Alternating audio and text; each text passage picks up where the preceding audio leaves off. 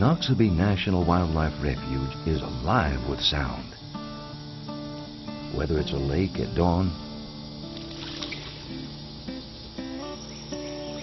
a field at midday,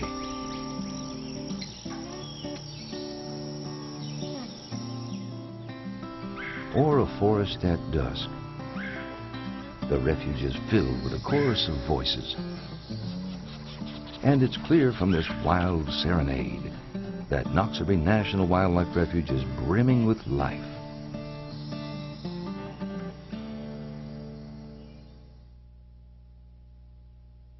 But that wasn't always the case.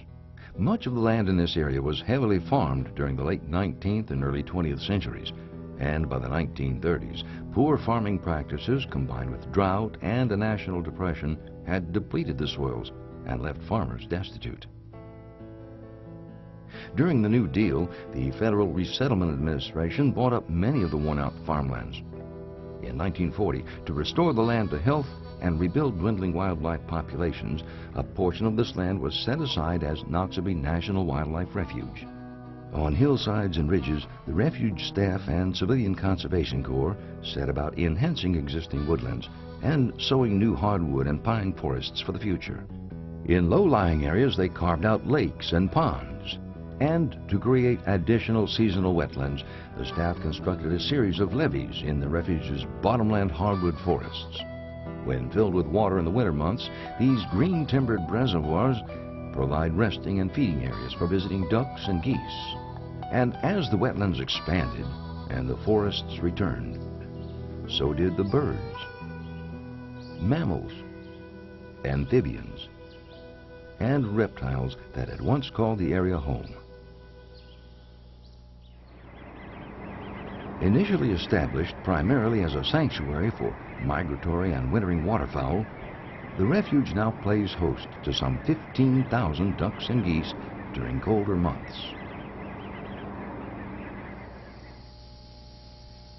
As waterfowl feed in the lakes and ponds, bald eagles perch high up in the lakeside trees, occasionally swooping down to scoop up a meal.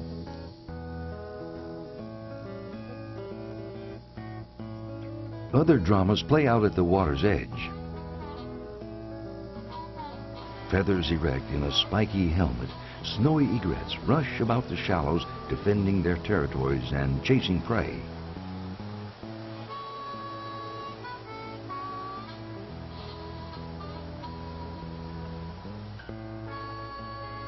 Fishing is also the main activity of the more sedate wading birds. With lightning thrusts of their beaks, the great egret and the great blue heron snap up aquatic creatures, deftly orienting their catch so it slips head first down their long, narrow throats. For some, breakfast doesn't go down without a struggle. After a hearty meal, a great egret takes time to preen on a branch. Although they're now protected, these tall, statuesque birds were nearly hunted to extinction in the late 1800s. Their elegant white feathers were sought after for use in ladies' hats. A smaller, somewhat more gangly cousin is the cattle egret. Cattle egrets get their name from the fact that they spend much of their time in fields, trailing after livestock or deer, feeding on insects stirred up by the mammal's movements. Cattle egrets nest together in a stand of cypress trees in Bluff Lake. In spring and summer, some 5,000 pairs of cattle egrets can be found nesting there, along with snowy egrets, little blue herons, and white ibis. Late summer is a good time to catch a glimpse of the wood stork, a bird on the state endangered species list that frequents wetlands near the rookery. By fall, as babies leave the nests, the rookery's treetops are almost a solid mass of white as its population swells to more than 30,000 birds. High perches in the cypress keep the young birds away from predators, including American alligators that patrol lakes and ponds. Alligators were introduced into the refuge in the 1960s in an unsuccessful attempt to control a runaway beaver population. The lake provided ideal habitat, and alligators gained a foothold. Now the refuge has several dozen of these large reptiles. Weighing up to 600 pounds and reaching lengths of up to 12 feet, alligators are both a thrilling and chilling sight. But scary sights are in the eye of the beholder. To a caterpillar, there's probably no more frightening sight than a hungry frog. While ponds are the province of some frog species, others prefer to hang out in trees. Tree frogs have adhesive discs on their toes that allow them to climb and cling to bark and twigs, while their coloration allows them to cleverly blend into their surroundings. Male frogs are talented singers, crooning love songs designed to lure females to their wetland pads. Frogs and toads have special pouches of skin which they fill with air and force over their vocal cords to give their calls extra resonance.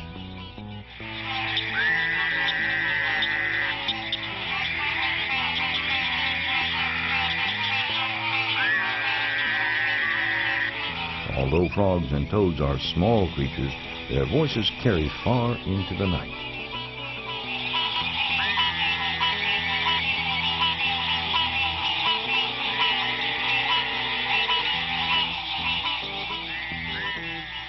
If frogs are the voices of the night, birds are the vocalists of the day. In spring and fall, the wetland and upland forest canopies are filled with the songs of thousands of migratory songbirds. Many stop at the refuge only briefly to refuel as they travel between summering grounds further north and wintering areas in Central and South America. But many birds find the refuge ideal for longer summertime stays. From woodpecker to wood thrush, a variety of forest and wetland species find Noxubee the perfect place for bringing up babies. Noxubee also provides critical nesting habitat for a bird that's on the federal endangered species list, the red-cockaded woodpecker. The refuge is one of the few places in Mississippi that has the extensive stands of old-growth southern pine trees that the birds require for nesting. And the refuge has gained national recognition for its efforts to boost the bird's population. The woodpeckers build cavities for nesting and roosting in the soft heartwood of older living trees. To supplement the number of available cavities, refuge biologists have outfitted suitable trees with artificial cavities. Biologists use tiny pole-mounted video cameras to monitor activity in both the natural and man-made cavities.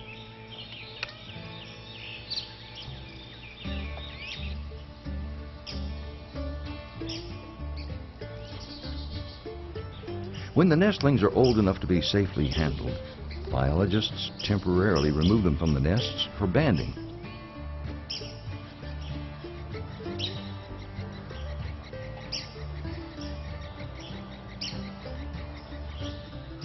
The distinctively colored bands will help biologists track the birds' movements once they begin to fly. One of the woodpecker's main enemies is the gray rat snake.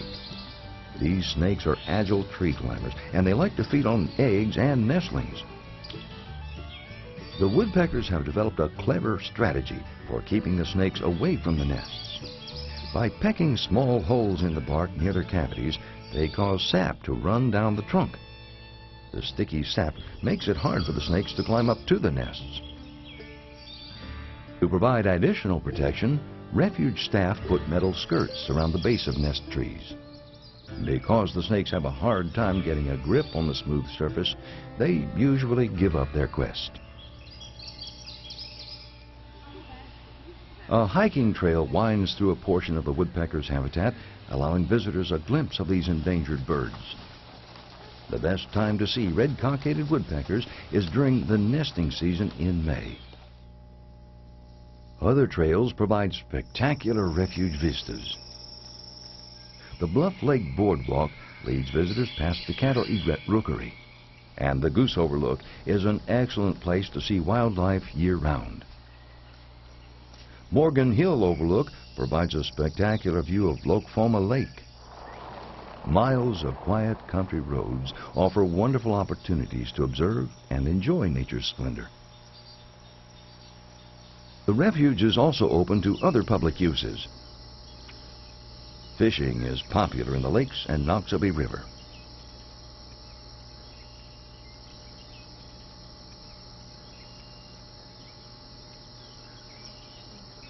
As summer slips quietly into fall, sportsmen find ample recreation on the refuge.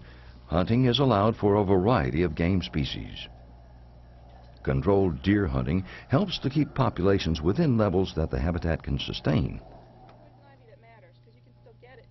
Public education is a priority throughout the year, with interpretive programs offered for adults, as well as environmental educational opportunities for school children.